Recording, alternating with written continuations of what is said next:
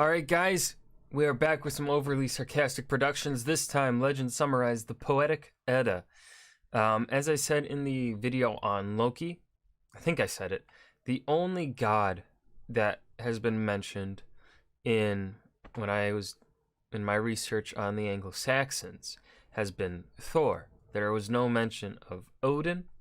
I did not see it mentioned in a primary source.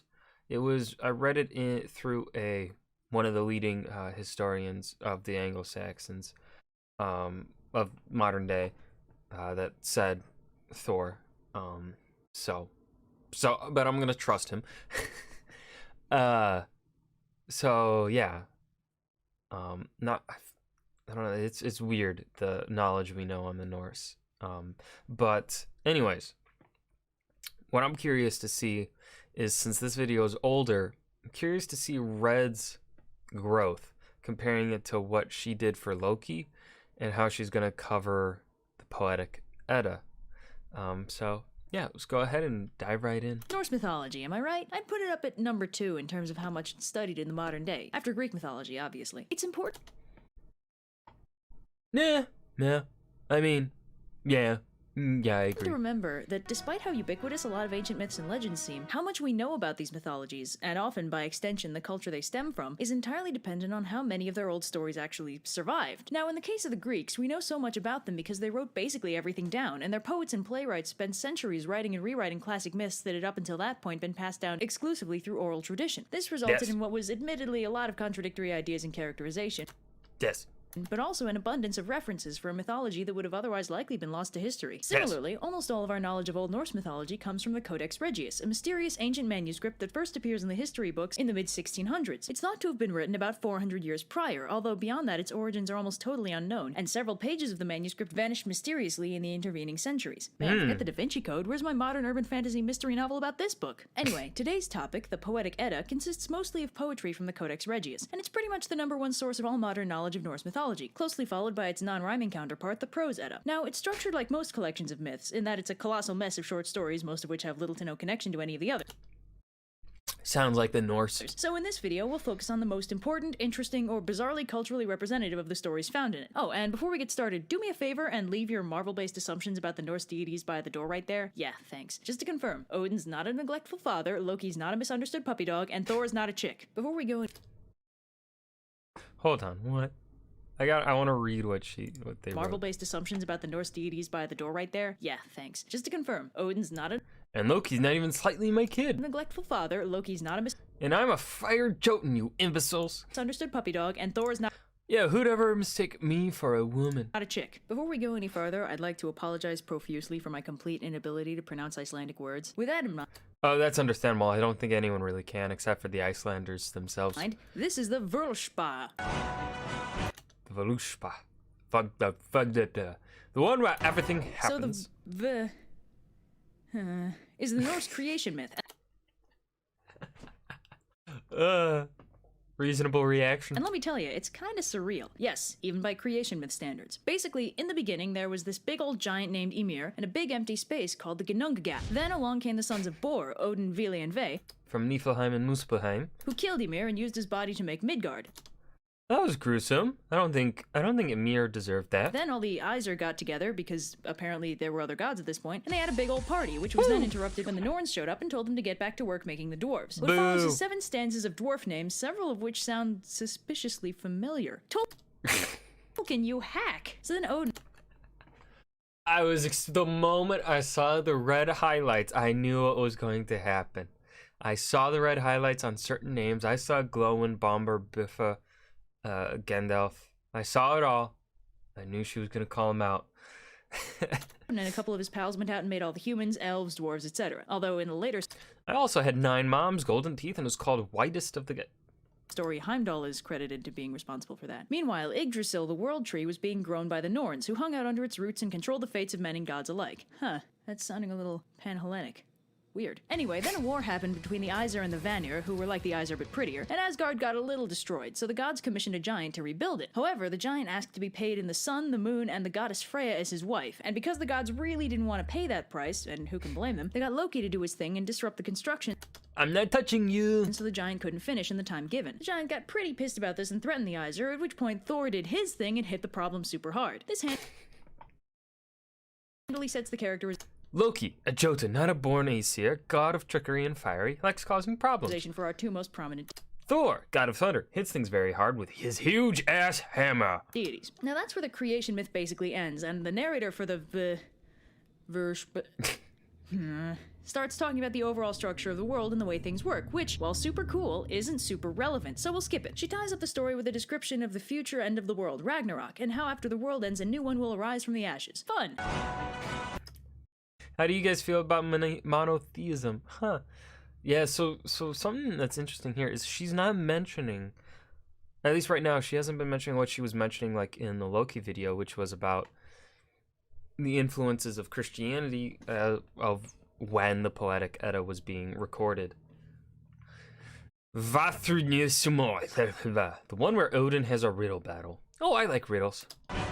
So Odin wants to find this super smart giant named Vafthrûdnir and challenge him to a battle of wits. His wife Frigg thinks this is a bad idea since Vafthrûdnir is like super smart, but Odin is having none of this forethought business and goes off to find him. So Vafthrûdnir is like, "Welcome to my humble abode. Unless you're smarter than me, you'll never leave here alive." And Odin's like, "Neato. My name's Gagnorath. Got anything to drink?" Here's an important side note. Odin, as king of the gods, is often compared to Zeus, Jove, and God with a capital G just by virtue of being the top Aesir in charge. But Odin's actually much more of a loner and a trickster archetype than any of the other head gods, a detail which is easy to overlook when put in context of that comparison. Odin goes out and quests for knowledge a lot because he's kind of a huge nerd, and to help That's my boy. facilitate his journeys, he routinely disguises himself as conspicuously not Odin. This puts people off their guard and lets Odin get all their delicious knowledge without them freaking out. So anyway, Odin and Vafthrûdnir have a riddle competition to determine which one is smarter, in which Vafthrûdnir quizzes not Odin on trivia about how the world works. Surprising precisely no one but Vafthrûdnir, not Odin is amazingly well read about that sort of thing, being directly responsible for most of it. And somewhere along the line, Vafthrûdnir decides to bet his life on the outcome of the riddle match, always a good decision, but then not Odin, for his final riddle, asks him a question which has tormented researchers for centuries. What did Odin whisper into Baldur's ear when they held his funeral? Which you might note is something only Odin would know, since Baldur was super dead at the time. More on that later. Anyway, Vafthrûdnir puts two and two together and figures out he was matching wits with Odin, the literal god of knowledge. Way to go, smart guy. Grim the Small. The one where Odin gets set on fire. Oh. So in keeping with the pattern of behavior set by the previous poem, Odin's tendency to disguise himself as a harmless mortal has gotten him into a spot of trouble. Basically, Odin and his wife Frigg were comparing favorite mortals, and Odin's like, "My guy Gareth is doing great, dude, he's a king." And Frigg is like, dude, Gareth tortures his guests if they look at him funny." And Odin's like, "What? Come on, man, there's no way. Look, I'll prove it." And disguises himself as a mortal and pops down to hang out with Gareth, whereupon he is promptly imprisoned and tortured. Well, to be fair, it's partly Frigg's fault, since in an effort to win the bet, she sent a servant down to warn Gareth that an immensely powerful mage was going to be stopping by to bewitch him, and told him how to identify this potential threat. Man, Norse gods do not play fair. So anyway, Odin is understandably rather pissed, but there is a silver lining. Gareth's son, Agnar, has been stopping by to give him water, and in return, "You are so my new favorite human. Did I ever tell you about the time Loki tied a goat to..." Odin's been telling him stories about how the world works. The rest of the story is mostly a retread of the initial creation myth, up to the end, where Odin decides the time has come to reveal himself in all his glory, possibly originating the hero lists their many names and titles trope in the process, and Gareth trips and falls onto his sword like an idiot. Odin vanishes, presumably to apologize to Frigg and then go find some aloe vera, and Agnar becomes king and rules for many years. Skirnismol. The one where Freyr gets a girlfriend. Nice. So one day, Freyr, twin brother to Freya and god of happy sunshine and fertility, Freyr, god of peace, fertility, rain, sunshine. Freya, goddess of love, fertility, battle, death. So like fertility, you know, they overlap. is minding his own business surveying the worlds. Hey, isn't that Heimdall's job? When he spots an absolutely gorgeous giantess off in Jotunheim. Freyr is immediately love-struck and sends his servant Skirnir to try and win her over, giving him a neat horse and magic sword. So Skirnir rides over to Jotunheim, and Girth, the hot giantess from earlier, lets him into her house, where he offers her 11 gold apples if she'll marry Freyr. Girth refuses, so Skirnir adds a magic self-duplicating ring to the offer. Girth is still unimpressed, so Skirnir threatens to kill her instead. Girth is having none of Oh, that escalated quickly. that, so Skirnir resorts to casting a curse on her that will only manifest if she doesn't marry Freyr. Girth's like, "Ugh, fine," and promises to meet up with Freyr in 9 days' time. She and Freyr get there happily ever after, and life is good. It's relevant to note that different versions of this story exclude the threats to Girth's well-being, so if you'd prefer to imagine that there's no creepy element to the romance, that's totally an option. Nice. So I didn't read that in Thor was time. on his way back to Asgard after some shenanigans in Jotunheim, but I guess he left his magic goat-drawn chariot at Called a home since for some reason Uber. he's walking the whole way. Anyway, he encounters a turbulent river which presents an unreasonably insurmountable obstacle, but luckily for Thor, there's a ferryman with a boat. But this Nice. ferryman takes an unreasonable disliking to Thor and starts taunting him mercilessly, saying that Thor dresses poorly. Thor, doth mother know you weareth her drapes? Wait, she's dead. Got him. And also his mom is dead. Thor's like, oh yeah? Well, do you even know how many furious battles I fought with the Jotuns? A lot. That do anything for you? And the ferryman's like, oh, I'm sorry. I probably didn't notice because I was busy getting laid the whole time. That's pretty much indicative of the overall quality of argument through the rest of the story. Nice. But eventually, the ferryman just tells Thor to go around the river. It's all very surreal.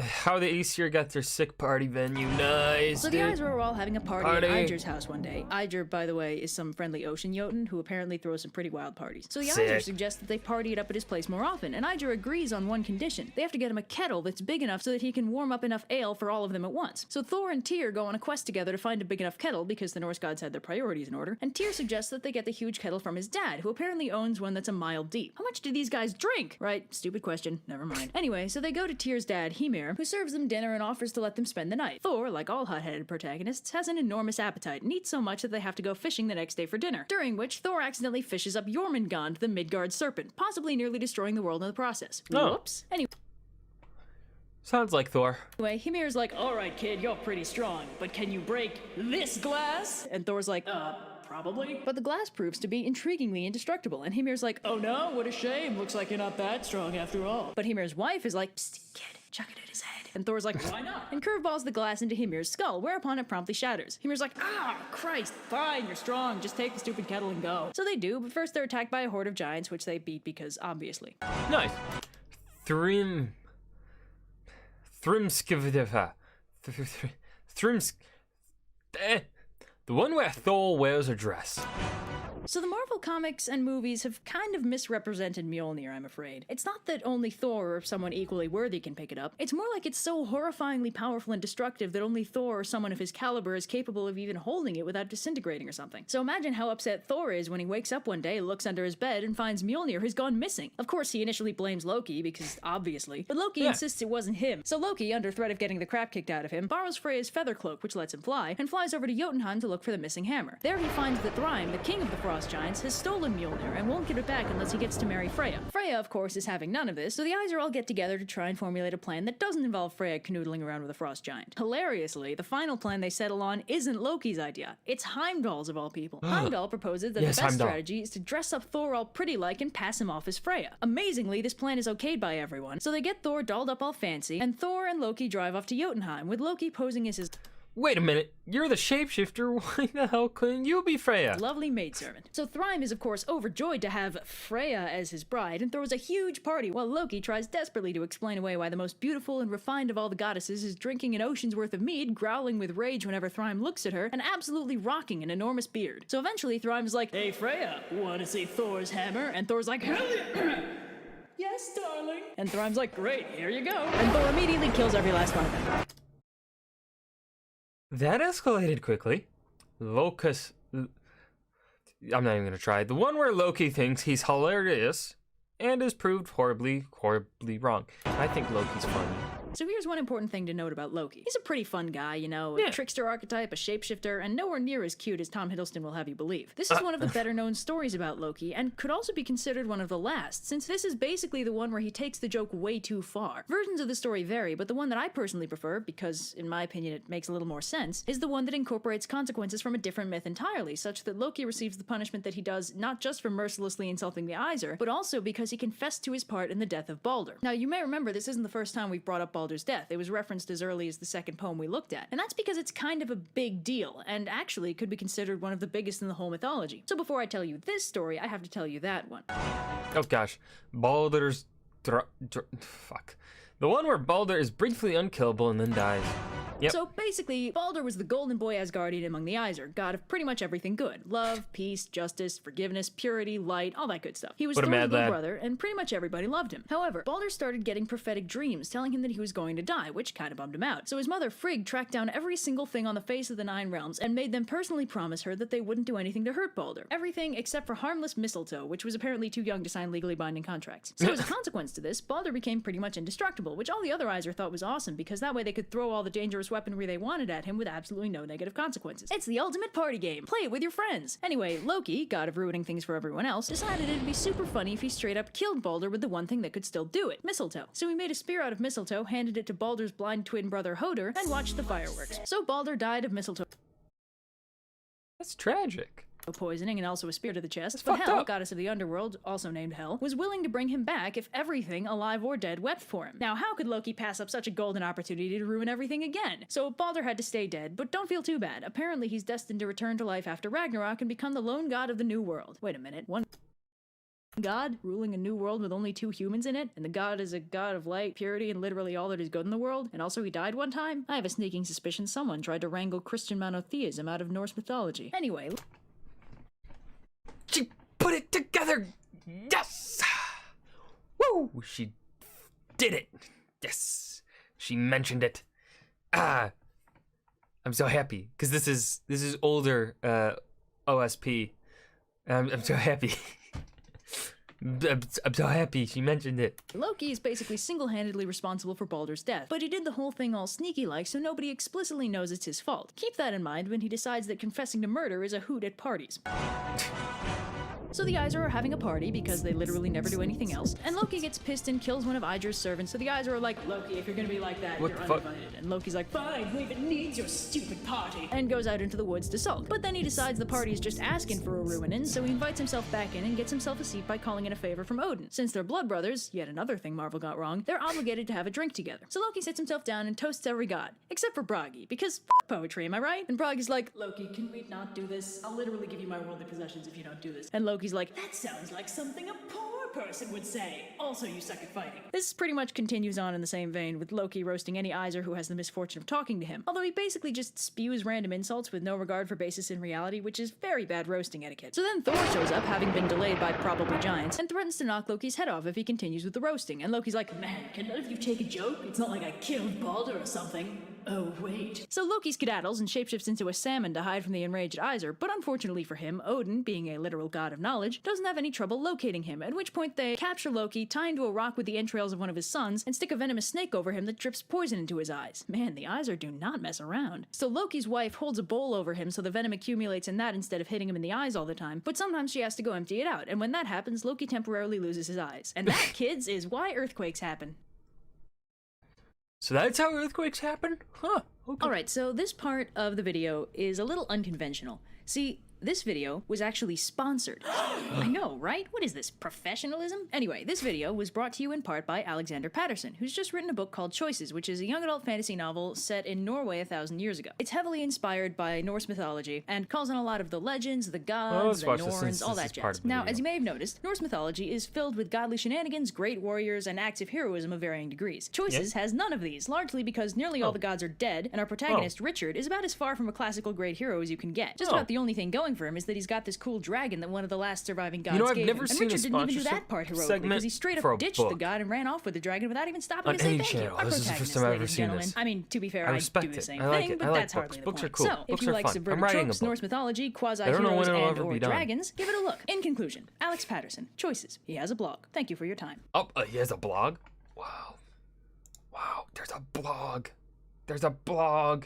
For him, Odin. All right. That was the Poetic Edda. It felt a little short. I feel like I don't think we got the whole story there, especially with the last tale. So I don't know if like I missed something or if there's like a continuation.